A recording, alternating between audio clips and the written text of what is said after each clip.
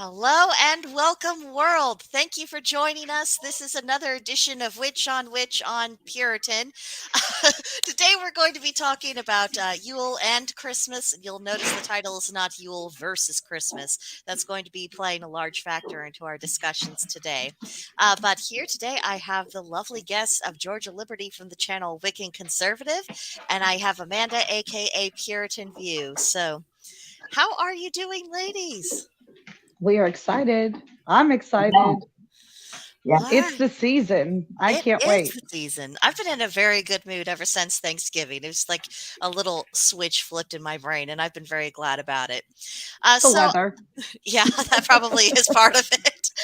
But this time of year, in addition to all of the fun and the pretty decorations and the traditions and all the things we've come to love, we also have this nastiness that seems to come out every single freaking year, right on cue. And I've been seeing it on social media again, and it's always the same old thing of who created what and who stole what and under what circumstances and blah blah blah, and what's the real reason for the season. And I'm just bored. I am so I can't even be bothered to be mad about it anymore. I'm just bored with it. So I'm sure you guys see the same stuff that I'm talking about. What's your reaction when you start seeing it? It's the same thing every year. And you know what? I'm going to go ahead and put the blame on us for this Hmm. year, just this year alone. The pagans have done such a good job marketing our cornerstone on symbolism that Hmm. it is now reached full circle, full tilt. We are now getting to the point where, and I know that Amanda wants to address this situation where the Christians and the Catholics are coming up to the point where they're conceding our point and putting away their own traditions in an effort to condemn what everybody has already partaken in for the lifetime of this country and even further back into history. And we're going to get into all of that. But I think Yeah. that's where I want to start is just by owning the fact that we have been pushing this as pagans for a really long time Hmm. in telling everybody that, hey, these are our traditions, these are what we do, these are the reasons why we do these things, that now it is now working against all of us. So I think that we need to refocus again and tell everybody, guys, we all do the same things for our own reasons, and it's okay. It's all right. Yeah. Let's not throw out more than 1,000 years of history. The last time that was done, we were all really sorry. So can we avoid that this time? Just But what about once. you, Amanda? What goes through your mind when you start seeing the usual junk that comes out at this time of year? Big eye roll. Because, yeah, I mean, in my heart of hearts, I really don't care too much about what the fodder is. If we want to fight about trees or lights or songs or, all of that seems so trivial and it has been for so long that, again, I think that everybody's taking themselves too seriously these Yeah. days. And the idea of cultural appropriation, we play that stupid game when we, concede, like Georgia said, to that fact. We pre-assume that, yes, okay, we're borrowing this or we're taking that or we're appropriate. Just drop all that. You like it, do it. You don't like it, don't do it. Leave me alone and keep your opinions to yourselves. Yeah. Don't try to spoil everyone else's fun. And that's kind of the mindset that I've been in for a number of years now, because whenever the stuff comes up, it's a distraction for me. I don't want to think about all of these things. I'm aware of the history. I've studied that sort of thing. I don't think there's anything wrong with teaching it, but I do think it's wrong when people try to explore the origins of things with a chip on their shoulder, saying, well, I'm going to ruin you from having a good time. And I think Mhm. that leads us into where Georgia wants to start with just how things have gotten so sanctimonious and so Mm. and so nasty and so mean-spirited that it is actually causing people to abandon, their own cherished traditions that go back generations. So I know you had some thoughts about that, Amanda, so take it away. Yeah, the idea of, again, a symbolism and the intention that goes behind it. Where the pagan worldview, there's a ritualistic aspect to this time of year and to the Yule season, and the practices that you put forth and the things that you put out. Christians do a similar thing, but it's for a very different reason. Hmm. And so, we lack the ritualistic or religious aspect in those cultural affairs. So, our Christmas tree is more about the symbol. We have our own symbolism there, but it's not religiously motivated. So it's not like an act of worship. It's Hmm. an object lesson, so to speak, to our children and our family, and topics for discussion and things like that. But again, there's no, it's not mandated biblically. So it's, if you don't do it, it's not, shunned, or there's no approval process like the colors, any of those things. So it's really interesting to hear the Christians bicker back and forth about, like, songs or decorations or things like that, because again, it's none of it's biblically mandated. Mm-mm. And but it's a legalistic system, which we fall into, the whole appearances and guilt by association, which I detest. So it's the fallacy of, like, okay, so Hitler drove a car, therefore cars are bad. So pagans decorate trees and put them in their houses. So we shouldn't do that Yeah. because we're somehow lending ourselves to their tradition. Or you're somehow inviting a ritual into your house that you're not intending, or you're dumb and you don't know what you're doing. That's offensive to me. I always found that to be so interesting, and especially when we always have these conversations over the season, because it goes back to the pagans doing a really good job of explaining why they do things. You're right. We do it for a ritualistic purpose. There's a lot of intent that goes behind it, and it's more than just a decoration in our home. Now, it's interesting because over the years, you saw a lot of the other faiths bickering about these symbols for that reason. Oh, no, no, no, it can't be a pagan symbol because it means XYZ to us. Or it can't be a Christian symbol because it means XYZ to pagans. So when you're talking about Christians specifically, now finally hitting home with their own base points, where, like you said, you're not supposed to worship false idols or gods before the one true God. So when you guys have been arguing with us over these symbolistic pieces. Now all of a sudden you want to take it back home and say, no, we're not going to do any of that. And I just think that's a little unfair for anybody to do to themselves too, because you're right.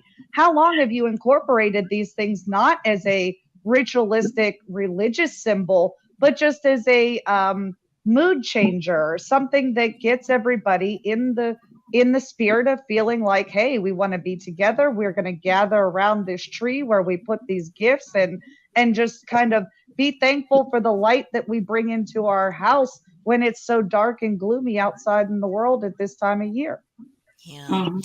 And I'm glad you specifically bring up the cultural benefit of this because it is that mood lifter. And because this is a practice that has such a long history and has had very different permutations, has such a beautiful patina, that's something that I think resonates with a lot of people because if even if we take the religious aspect of it, whether Christians saying, okay, we know Jesus wasn't exactly born around here, but we'll celebrate his birth at this time, and then you have us with the renewal of the sun and all of the various lore that goes along with that. Well, what about like people who are very secular, atheists and agnostics, who still really love Christmas because it is beautiful?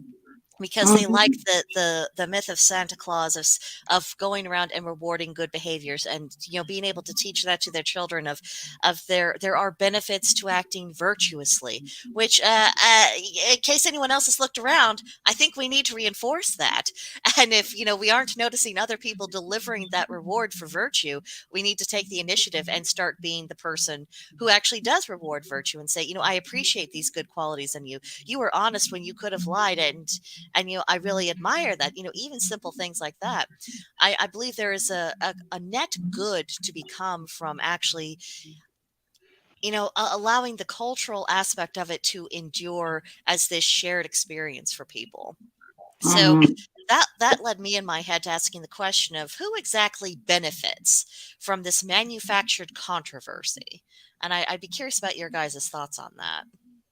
Oh, well, first and foremost, the manufactured controversy just keeps everybody focused on some things that don't matter. I mean, yes, it matters. It matters to us culturally. It matters to us on a societal level. It matters to us, individually, and how we approach, just different areas of our lives, because we reflect upon this time, we learn our lessons and everything. But in addition to all of that, it gives the news companies a lot of things to talk about. It Yeah. gives these reporters, the junk writers, the people who are out there writing the spam columns and the clickbait articles, they've got a million and one things to say.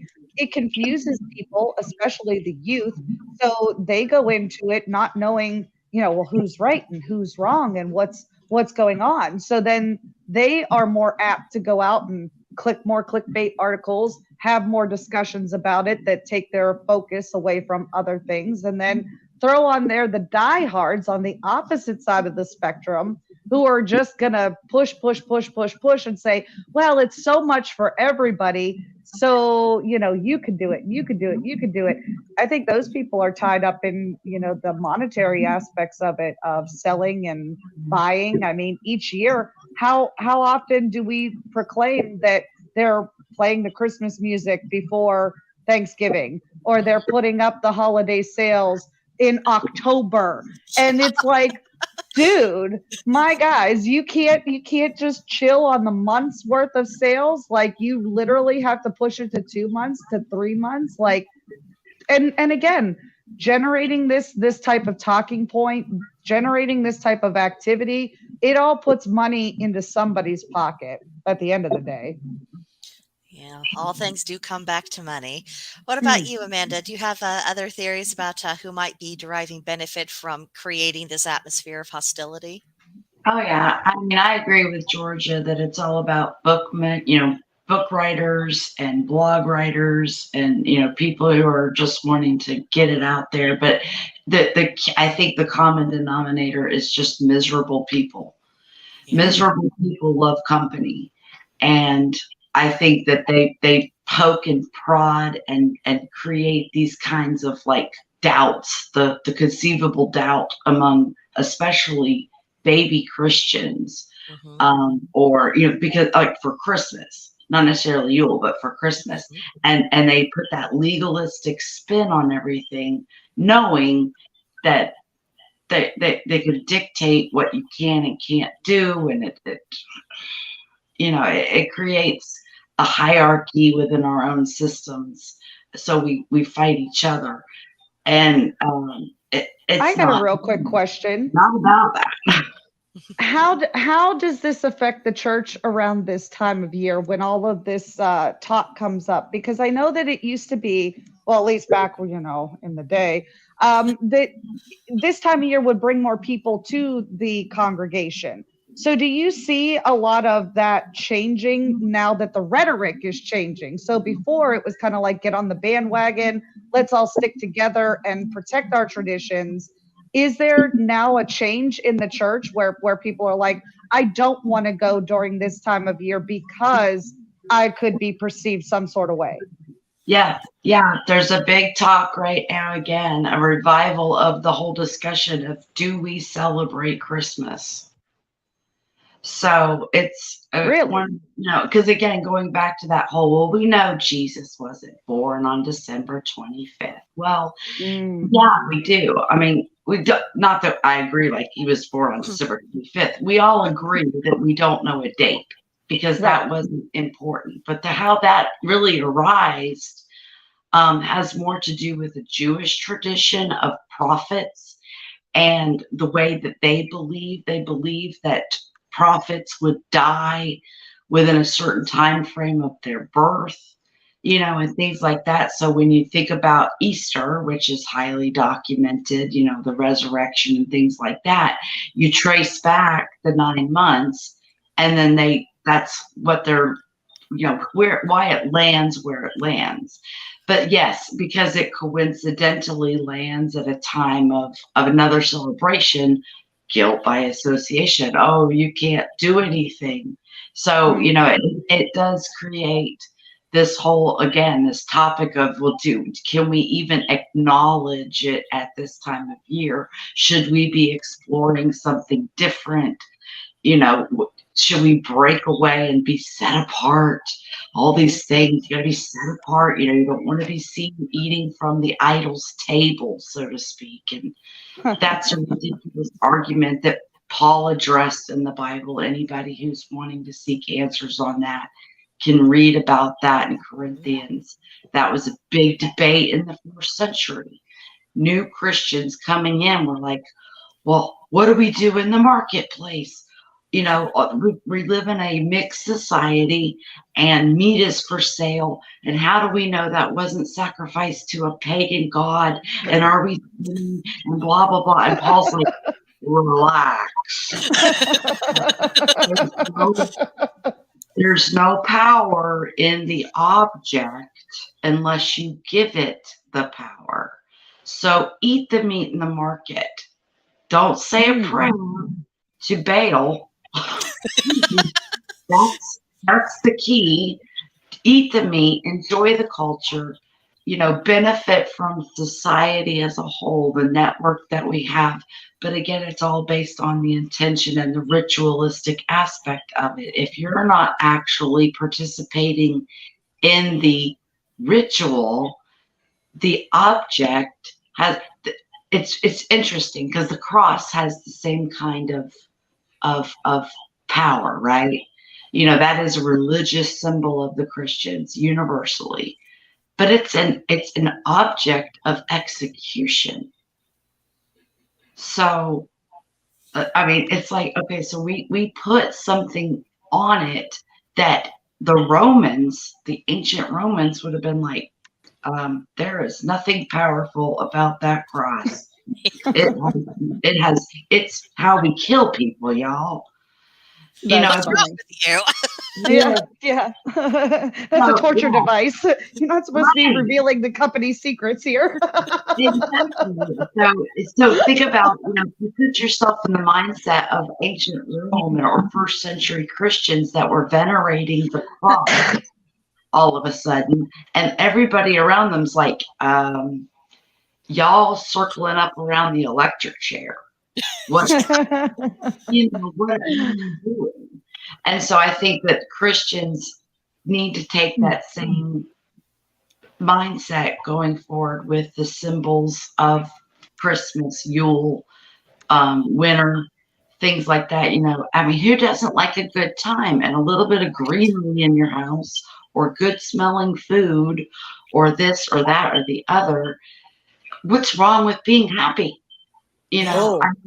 I know we're supposed to be all persecuted and hated and stuff, but what's wrong with being Aren't we all? Aren't we all? Yeah. I mean, but that's the thing. Like, we're all supposed to feel that way. And I think you hit the nail on the head there when you said that it's just miserable people. You know? Yeah, I have to agree. And it makes me so sad because this very too pure to be pink attitude of I'm not going to be associated with anything even remotely outside of my religion. I grew up with that nonsense in the JW world, and it separated people. And one of the things I've talked about is that when you are raised in that kind of environment, when you are not participating in the cultural around you, these shared celebrations, it detaches you. You're no longer part of something. And I think it's very sad that that it's being taken in that direction again. And I'm thinking, there's a lot of things that people could have taken from the JWs. Why did you take that? Why are you doing something to make you stand out like a sore thumb that people are going to think is about to, well, why is this a problem? Because you're right. I mean, intention is everything. And Georgia, is practicing witches. I mean, we know that. We know what a difference it makes when there's actually focused, concentrated energy, and how the nature of that focus, changes the result wildly. And for other people out there, as you've been going back and forth, I was reminded of one of the Ben Shapiro-isms: more than one thing can be true at once. When we are all Sure. putting up our decorations in our homes, it's all meaning something a little bit different to each one of us. Obviously, Amanda, it's meaning something different to you because you are of a different faith. But Georgia and I, we work with different gods, and so there are probably different things that we emphasize for ourselves that are more relevant to us as individuals. And I think we've lost sight of that a little bit, just as a whole nation, of allowing that texture to actually exist without it being a Sovereignty. big deal. Oh yes, sovereignty, one of your favorite words. And that's what it is. Yeah, a real quick point on that is the idea that because it is ritualistic for you, that it's always ritualistic. And that's the crazy part to me, because I'm thinking to myself, well, can't pagans just do something without it being religious? Can't you enjoy a something, anything, cooking, making a meal? Yes, you say that certain ingredients or certain combinations thereof would create a magic, Well, can't you just enjoy two flavors don't pagans kind of do, like cranberry and orange? Does it have to mean something? It just not just taste good together. And It only has to mean something if you're using it for a spell. Otherwise, right, the taste so is more than enough reason. right. So, again, I would hate to think that you're going into the grocery store and you ask for something like cloves, and the little clerk's like, well, so you're a witch, so what are you going to use that for? Well, It happens. Yeah. Idiot. That does happen. That does happen. And that's not a joke. It does happen. Yeah, it's got to be tiring. I would think It that is. would be frustrating, because everybody's like, well, what are you going to do? Are you going to cast a spell with it? And no, why can't I just enjoy it as an object? Yes. Yeah. Yes. Yes. And it's funny. Sorry, Georgia. If we got a comment from Marcus, aka Crazy Witch, he was saying that if a person keeps their head buried in a book, and he referenced the Bible, then they're going to miss everything else around them. And I think that is core to our whole discussion. People, they cannot see the forest for the trees, and that's why we have so much blah blah blah. But I'm sorry, Georgia. Go on with your thought. No, I was just going to say the same thing. Just because you have a statuette of an angel, I have an angel on my dresser, doesn't mean that I believe in angels. It's just something that I like. Right. And that is okay by me. So since we see there's a lot of room for coexistence here. And we all realize that these traditions of Yule and Christmas, they've been fused together for more than 1,000 years, and they've morphed and evolved and turned to all sorts of different things. And so, since we're not focusing on the bitching aspect of it, what could we point out as some benefits to people? Because if people could just refocus their brains on how this is actually kind of convenient for all parties involved, I think that would be helpful. Oh my goodness. Can I just say, I want to piggyback off of your last comment and just enjoy the freaking season.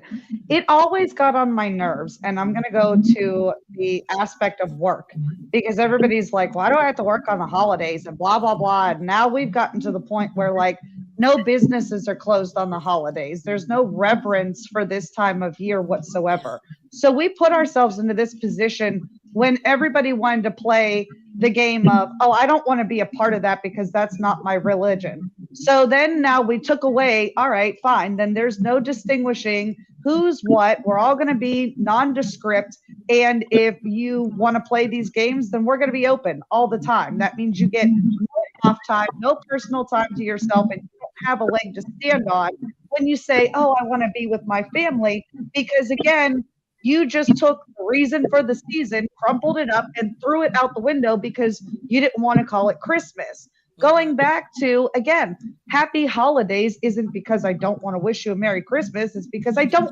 freaking know whether you want to hear Merry Christmas or Happy Hanukkah or Happy Kwanzaa. I just don't know. And I just don't want to be yelled at for it. Like you said, can we just please have a party? I mean, I don't really need a reason to have a party. That's one of my favorite things to do. I like to decorate. I like to plan everything. I like to cook. I like to feed people. I like to get them all together, feed them a bunch of alcohol, and watch them all pass out. That's my favorite thing to do. Can we do that? Exactly.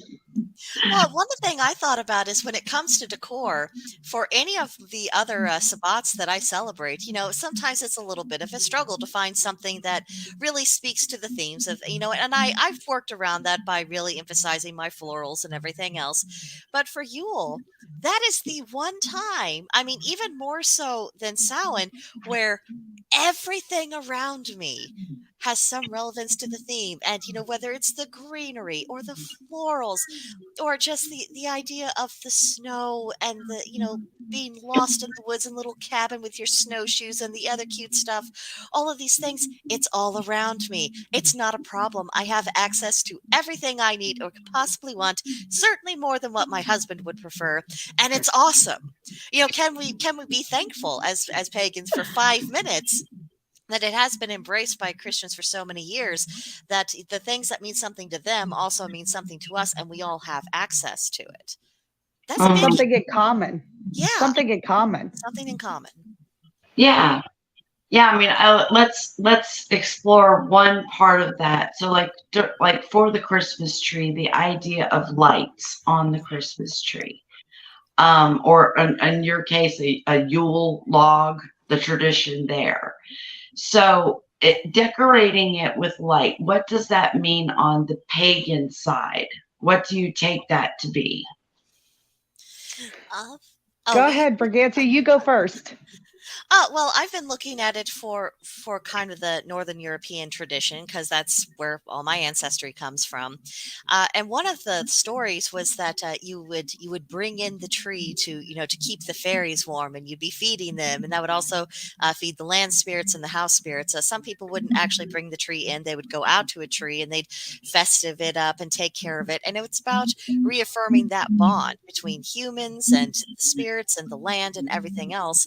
And it also has that seed of hope for rebirth, that everything will, after this sleep, everything will come back again. And I mean, it's fun. I mean, I don't want Yeah. to discount the fact that it's fun. I mean, especially the further back we go in history, the poorer people were. So to have the opportunity to say, yes, we're going to prioritize just making something beautiful for the hell of it, that's not a small frivolous thing in my view. Oh yeah, absolutely. In addition to that, the pine in itself has a lot of ritualistic qualities to it. It brings in, the cleansing, like she said, the rebirth. It's got a beautiful smell when you have a fresh tree in there. So it just brings a whole new atmosphere to it. The lights, I believe, are supposed to represent the coming back of the lights. So a lot of people don't realize that, the daylight savings time, when we lose that hour, we gain it back so quickly. So coming back up into the second solstice of the year where we hit that equinox again, and we start gaining the light coming into January, February, and March leading up to the spring equinox, that is supposed to bring in all of that energy of the sun, like she said, coming back to rebirth the world and getting ready for everything to hit that perfect balance in the springtime. So I usually go with the decor on my tree because it's fashionable. um, I used to put a lot of the kids' old decorations on there, and that was kind of showing them as we moved through the season their growth as they came up in a new year, and seeing all the things that they created up on the tree was also a sign of hope for them coming out of the old year into the new year. So I think that it's a lot of different things for a lot of different people. Yeah. So, okay, so here's the I'm not going to say the, but So trees generally, like in the Victorian era, going way back before electricity, would be lit with little tea candles or things like that. And the symbolism there, especially with a star at the top of the tree as well, was to symbolize one, that Christmas star, that appeared to the wise men and things like that. And again, an object lesson. And then the lights themselves are to resemble starlight coming through the winter trees because they are evergreen. And so it's again, it's about beauty in the midst of deadness, a renewal. Again, those same kinds of things, but not in a ritualistic manner, but in like an observation type of thing. So, Christians believe that the tree is a foreshadowing of the resurrection, the crucifixion to come. The tree must grow. They didn't, 3D print the cross. So the tree growing, being evergreen, symbolizing eternal life, things like that. Again, it's all object lessons. So the lights and the decorations and how we ornately pay attention to this tree is, again, all a bunch of foreshadowing to the central figure of our religion, Jesus. And so, he is the life giver. He is the life sustainer.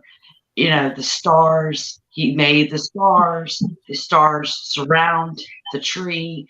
The star was the beacon of his arrival. There's a lot of symbolism there that's just contained within the Bible that we use. Now, coincidentally, because we all share the same universe, then we're all drawing from the same resources. So yeah, I think that it's interesting. We're like, oh, stars are ours. Nope, you can't have those. Nope. They're up for grabs, y'all. Yeah. And I think it's kind of funny. I mean, I know that Satanists are supposed to be, by their own definition, complete Christian antithesis, but I just think that you guys fight over symbols more than anything. I mean, yeah, they took our star and turned it upside down, but really it was a jab at you, not at us. Right. Oh, all the same, if they could come up with something unique of their own, I think we'd all be happy. It would be nice. The other thought I had, because we've talked about this a lot in private conversation, we've all talked about it publicly too, about how nations truly do need to have some glue to hold them together, and we've all been very concerned about how it seems like people are actively deconstructing the glue we once had in this country, and I don't think that a piece of paper with a few political declarations on it is going to be quite enough to knit us back. So do you think that some of our traditions like Yule, Christmas, things of that nature, no matter what someone's motivations are for celebrating them, could be part of that glue that we might be able to start bringing people back together as a whole? It used to be. I mean, that was the whole reason for federal holidays, was it not? I thought that, again, going back to the whole idea of having time off, even from just work, like, guys, do you really need to bicker about why you're taking the week off of work? You can't just be happy that everybody's like, all right, guys, we get it. We worked all year. And then this last week of the year, we're just going to take a break. And somebody had the balls to stand up and say, I have a problem with that. Let me see the manager. Can we smack them? I would refuse if I was sitting on a jury because someone smacked someone for doing that dumbass thing and they wanted me to convict them for assault. I'm like, no way. I don't care. That we don't need any more Karens in our world. That would do it, though. I think if we were just like, you know what, this week, I don't care, because Yule sometimes is on the 21st or it's the 20th. Christmas is always on the 25th. Kwanzaa is like, 2 weeks or some craziness. And then Hanukkah is a week long. So That week, like the whole week, we could all take it. Like you Yeah, celebrate your day, I'll celebrate my day, but we'll all take the week. Can we get on that bandwagon? That's where I'm at with this. Can we I'm in please? favor. Yeah, What do you think, Amanda? Do you I think think this it's might help fine. to knit us back, or what do you think? Well, yeah, I think that we need to let go of the whole you must do as I wish because it's my holiday or it was my holiday first. So, like the whole push a couple of years ago, or yeah, it started with Trump with the whole we got to bring back saying Merry Christmas. To me, as a Christian, I think that that's highly unfair and hypocritical to ask a world of non believers to bless me with a Merry Christmas because they don't actually, it's not actually a blessing. It's just something they feel. I mean, you wouldn't want to go in and your employer say, you must say, No. whatever, happy reports day or something. You know, it's unnatural to make people and resentful. It's you're just causing resentment there among people to lie basically. You know, Go against their conscience. yeah, to do something that they don't really feel like doing just because it's part of so if you don't say Merry Christmas, you prefer Happy Holidays because wanting to be non-confrontational, or if you want to go the other route and say Merry Christmas, regardless of, what you know about who you're speaking to. I think that that's one of those arguments that we can put to bed. We need to stop asking each other to partake in each other's religions. Oh Yeah. That yeah. would go a long way. Well, one thing I thought about, because I've always had mixed feelings about the whole Merry Christmas debate and what have you, because to me, I guess I never really took it so literally. I just thought this is a common pleasantry. Yeah, And honestly, if people weren't so worked up, I'd be like, it's a pleasantry. If I need to hear Blessed Yule or Happy Yule or whatever the hell it is we say as pagans, I'll hear that from other pagans. It's not going to harm me for someone to wish me a Merry Christmas. I mean, it's very nice that you done. I can't believe you forgot to use your turn signal or blah blah or whatever it is. I suppose I'm so grateful for any time people say something nice that I'm like, let's not overthink this. Let's not yeah. But overthink it. when we start bickering about the actual words that are being used, we're throwing that goodwill out the window. Yeah. So if you're gonna rail somebody for trying to be nice, they are going to stop being nice. You Yeah. know, Now, isn't that just like, I know this is going to transition us right into our own traditions and memories and stuff, but, bringing up that whole not forcing anybody to play along with what isn't in their conscience. I really yearn for those days where it was kind of a mind your own business type of atmosphere, but you did partake in pleasantries with Mhm. the general society. You didn't walk down the street and say, "Hey, how you doing?"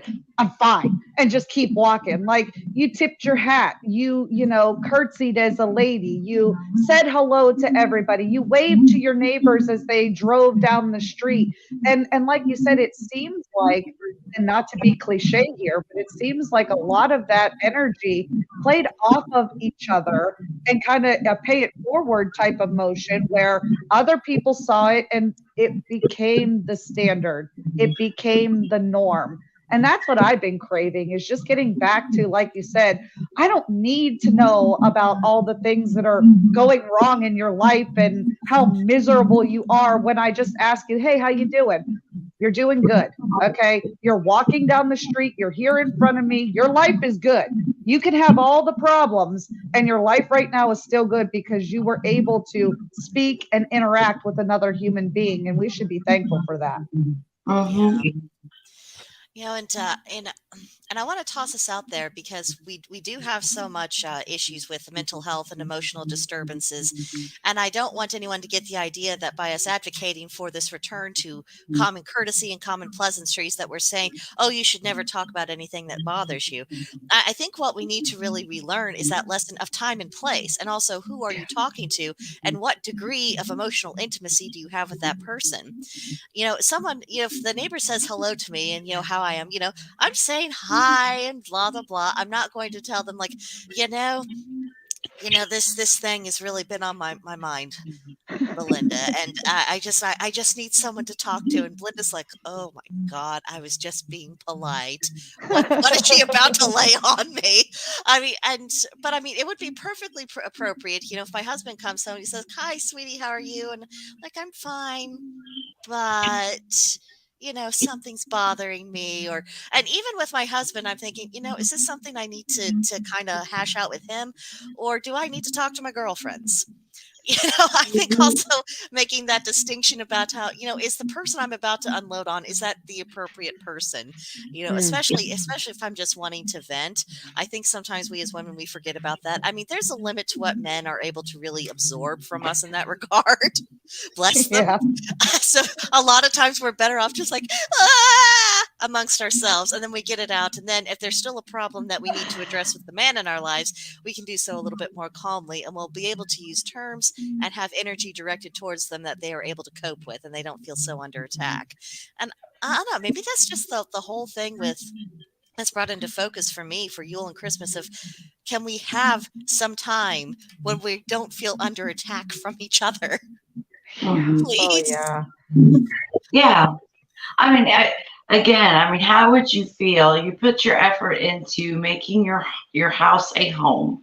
You've decorated beautifully in your own eyes. Again, beauty in the eye of the beholder. Right. And the Christmas police come over to your house to inspect the barracks. And they're like, well, you didn't do this, and you don't do that, and your altar is this and that. And it's like, I don't care. Just get out of my space and go Yeah. do your own thing. And if you don't, because that's the big Christian principle is, if you think it's a sin, don't do it. But we have religious liberty, and we have a liberty within our religion to practice as we see fit. So you have the different denominations that will do different things, and just like for everything, even our own observances, like we take communion differently, we baptize differently, you join that, you become a member differently. There's all kinds of things that we do differently from each other, but the intention is all basically the same. So I would think that for this concerning holidays, it should be the same kind of a thing. If you feel like it's a stumbling block, maybe don't do it in that mixed company. But if it doesn't bother you and you can do it without compromising yourself, then there's no sin there. There's no infraction, no foul. That's awesome. So basically what you're saying is, if the Catholics or Christians need permission, you're taking on the responsibility and you're giving them the permission, right? That's right. They need it. No, seriously. Again, this is all about coming together. So anybody that is using this time of the year to dissect the things that you do and say that it's better or it's different or whatever, to put yourself above or separated from everybody else, you're doing it wrong. That's plain and simple. Oh, I agree. And since we're talking about permission, I mean, could we, also maybe extend that permission to other pagans, saying, it's okay for Christmas to be a cultural celebration for you. That's part of your heritage. It's fine for you to do that with your family, even if they are putting a lot of religious emphasis on it for them. It's okay for you to enjoy what you can with them, and for it not to mean the same thing to you as it is for them. I mean, every single year, my husband and I, we go up to my aunt's, and we were with her in-laws, and we do all the fun Christmas Eve stuff. And some of her family members are devout devoutly Catholic, and they are thinking about Jesus at this time of year, and they are, they are feeling a sense of profound spiritual connection, and they are reflecting upon that. That's fine. That doesn't prevent me as a pagan from having a really nice dinner with them. No. It doesn't make the drunken karaoke any less fun. I mean, and when we do our white elephant gift exchange, I mean, it's always a blast. No one is worried about how someone is worshiping. It's just like, are we enjoying each other's company? Are we having a good time? So Well, pagans, you can celebrate Christmas with your family. It just doesn't have to be spiritual for you. It's okay. You will live. yeah. The sun will continue to rise in the east, I promise. I was just going to throw a little warning out there for anybody that goes to the traditional Slovak dinners. One of our traditions growing up, my grandmother would always, say grace before we had Christmas dinner.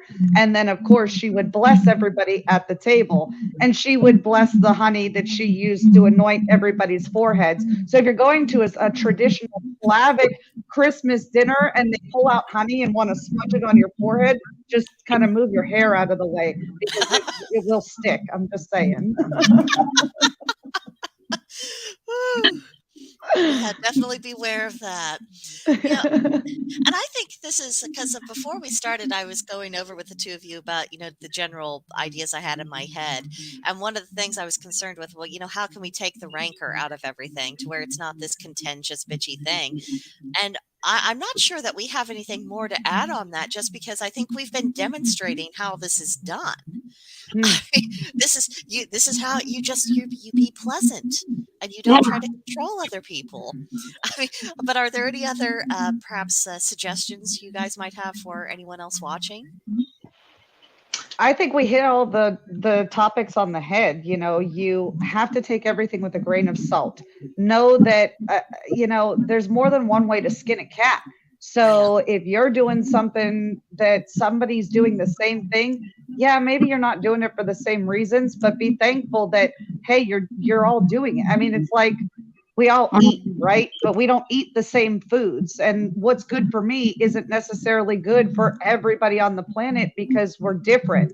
And that's one of the things that we can be rejoicing in this time of year is learning about the differences and the reason why we do the things. And then if we like it, shit, yeah, incorporate it. Come on now. Yeah. And that's how we end up building the bonds in society and kind of knitting, like you said, knitting us back together is sharing all that culture. So those are my picks. Yeah. I'll take it. What about you, Amanda? What do you think? I think everybody needs to take a deep breath and stop taking themselves so seriously. Christmas is not a religious ritual for Christians. There's nothing mandated about any of the holidays that we observe. So that's Christmas, that's Easter, that's, Reformation Day, which is, coincides with Samhain. Any of the things that as Protestants that we might pick up on, we can't say these are religious observances when they're not. And I think that's a big fault. So we take ourselves, oh, well, this is our chance to go out there and tell everybody what we believe and why.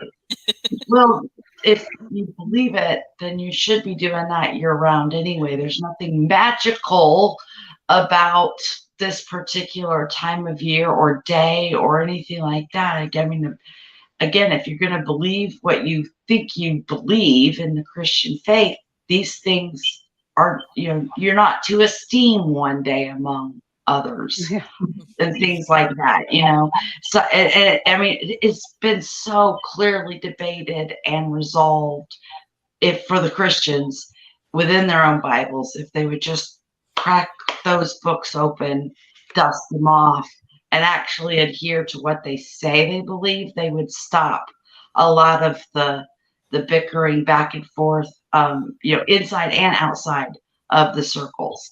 Because when the pagan cries, "That's cultural appropriation," then they'll be like, "Well, I like your culture.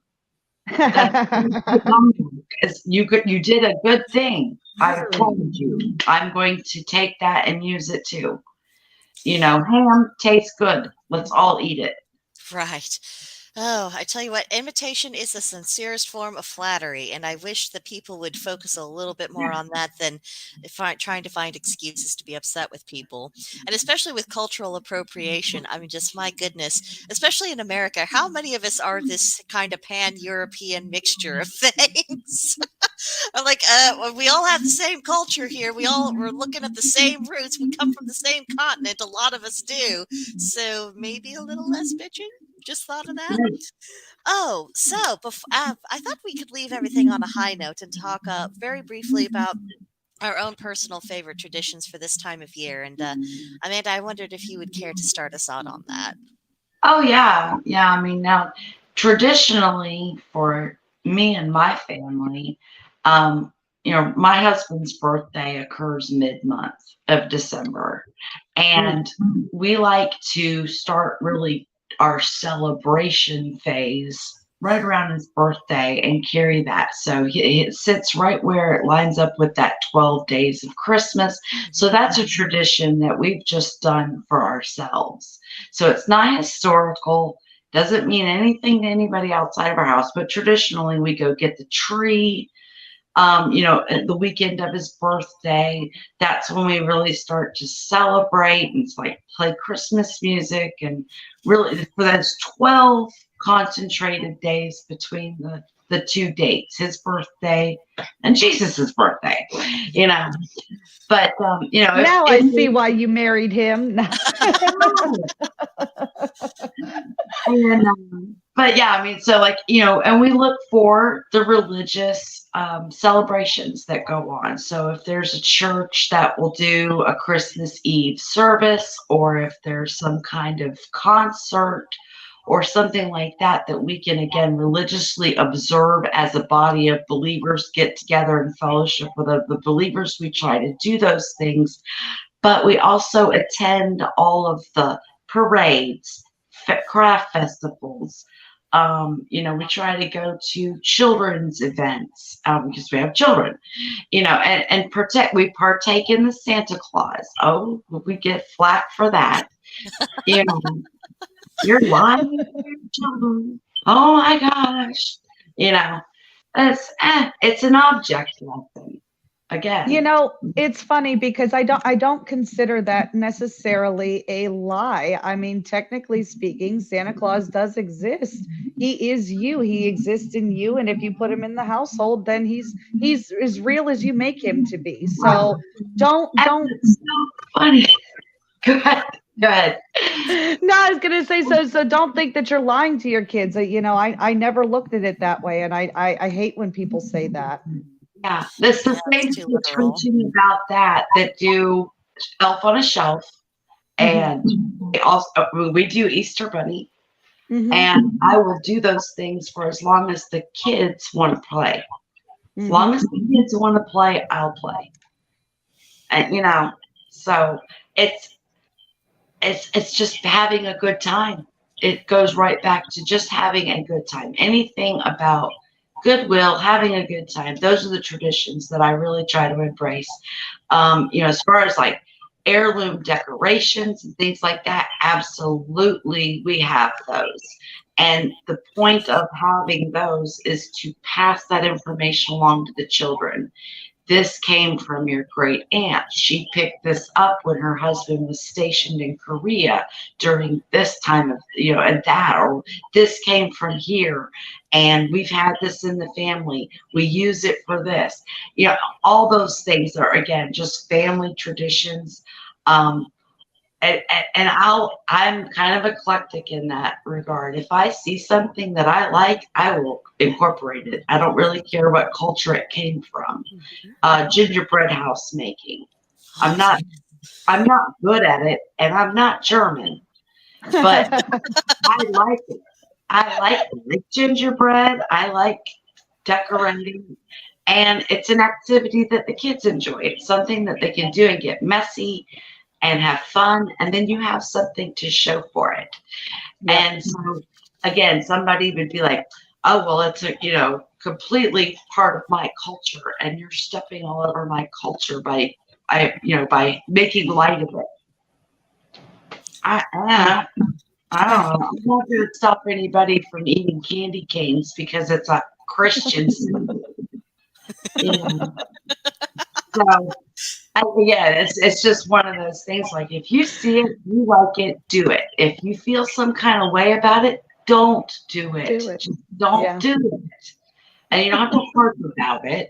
Just don't do it. It's such a show me culture, right?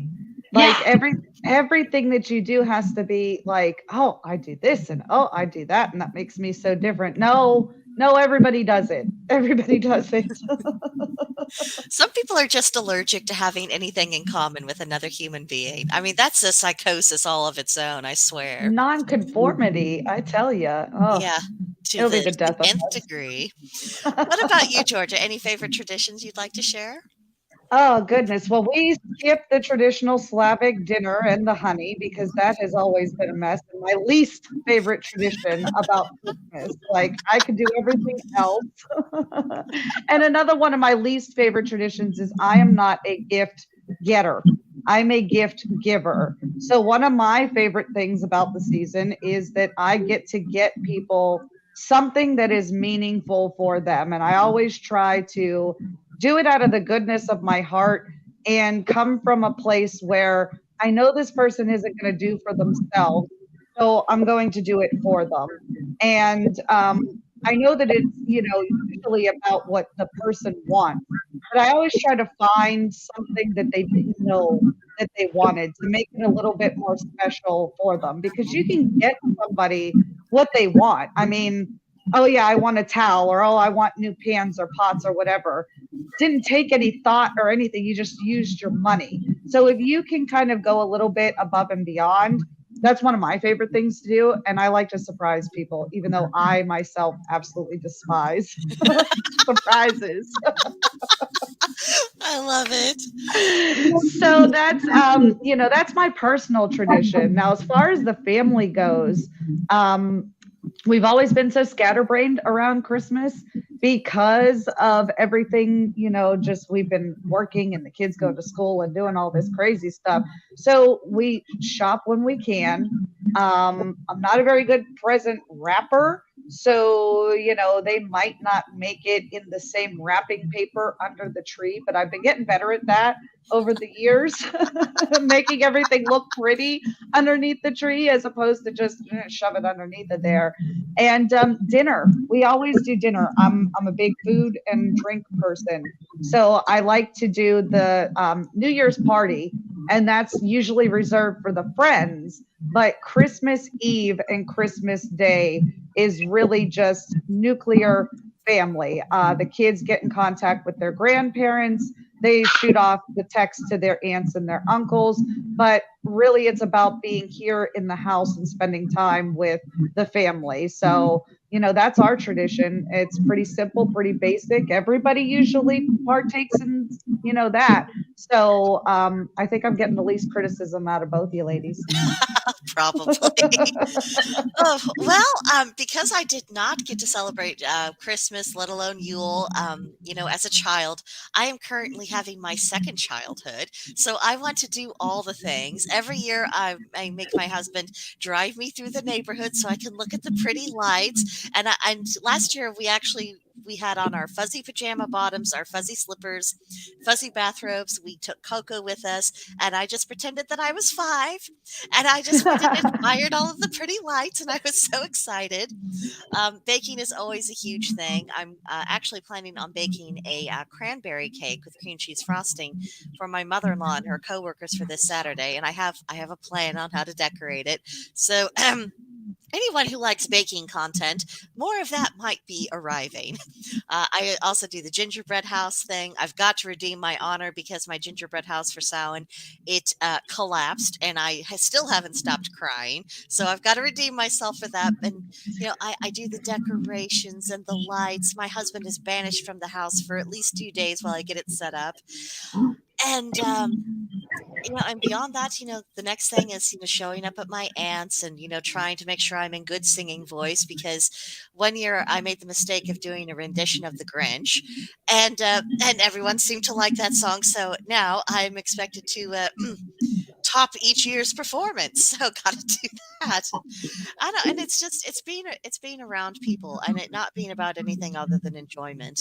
That's the big thing. Now, spiritually, I start doing a little extra altar work on December 20th and right on through till New Year's Eve because, that's what I consider to be my 12 days of Yuletide, essentially. And that's what gets me all revved up to wrap up this year, enjoy everything that I can enjoy, and then be ready to start fresh. Because once January hits, it's a mulk season and it's purification, and let's fix ourselves up after all those indulgences. So I try to make the most of it each year, for sure. Mm. And Oh, baking. I like to bake. That's the other thing. This year I'm thinking, I don't know if I'm going to do it or not, but I'm thinking I want to try Lady Locks, try my hand at Lady Locks. I don't have anything I need in the house to make them. So this is going to be an adventure. I'm going to have to go get all new stuff and learn from scratch because I understand it's a convoluted process, but wish me luck. Baking's a great activity around this time of year. all the luck in the world, and if you need any assistance whatsoever, I am only I'm a text calling you. away. Yes, So ma'am. it'll be fine. We will fumble our way through it together. And your Oh, bread video came at the perfect time too, because again, baking. So if I could get some fresh bread and some Lady Locks, plus my chocolate chips and the Hershey Kiss peanut butters, oh my oh God, yes, they're so yes. Oh amazing. my. Mhm. Yeah. We'll worry about our waistlines in January. I don't think it's very important this month. June is so far away. It is. It really, really is at this point. Oh gosh. Well, thank you both so much for being willing to come on and have this conversation with me. I hope anyone who watches it sees that there doesn't have to be a competition between these things. There doesn't have to be any kind of unpleasantness. We can all enjoy ourselves and enjoy each other's traditions and be in that harmony. But any final thoughts you want to leave the people with before we go? Happy holidays. Yeah, same goes. I mean, Merry Christmas. It's one of those things where the goodwill. I want you to experience all the revelry and all the enjoyment that you can out of where you are. So if that means lights in your neighborhood or putting up a tree, enjoy it. Enjoy it because it is just a fleeting whisper of time. But it does leave a legacy for your children, for your community. We got to get back to the idea of being able to let loose and have a good time again without it being so serious. Why is it so serious? With Joker those asked words, that question. I was going to say that with those words of wisdom from the Joker. All righty. Thank you, everyone who watched us, especially Marcus, who came and kept us company in the live chat. Much love and appreciation to you. We always love hanging out with you. That's right. Lots of hearts from us. Um, if you're watching this after the live stream, please leave your thoughts in the comment section for us. Just let us know what you have to think. Share your own impressions of it. We would like to hear from you. And what would be even better is if you would join the Gilded group. Come on and have those discussions with us there. It's like an old-fashioned online chat room, only we have multiple channels depending on what you want to talk about. And we have all kinds of conversations there. So really come in, put your 2 cents there, and take the opportunity to meet some like-minded pagans. You never know. I mean, online community isn't always ideal, but you know what? We have the technology. Let's make the most of it and build the community we're able to have. And last note, check out Georgia Liberty's channel, Wiccan Conservative. Pretty please. There's a link to her in the description box below. Be sure to give her likes and subscribes and all the loves. But I think that's it. Thank you, everybody. Thank you, ladies. Bye. See you next time.